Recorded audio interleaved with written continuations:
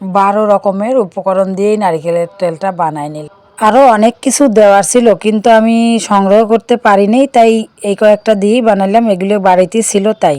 Parachute নারিকেলের তেল দিয়ে দিলাম, আর অন্য তেল দিলেও সমস্যা নাই। আমি কিন্তু মাঝে মাঝেই এইভাবে বানায়া তেল ব্যবহার করি। প্রথমে তেজপাতা দিলাম, তারপরে কালো জিরা আর মেথি। এবার দেব পেঁয়াজ কুচি আর আদা। তো যাই হোক, এখানে আলোকলতা, দূর্বা, তারপরে আমলকি, নিম পাতা দিতে পারলেও ভালো হয়, কিন্তু নাই কাছে তাই দিলাম না। এবার দিলাম মেহেদি পাতা, আর সেই সাথে দেব গোলাপের পাপড়ি।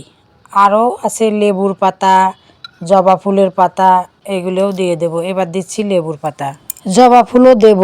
তবে জবা ফুল গতকালকের তোলা তো একটু শুকায় গেছে, পরেই দেব।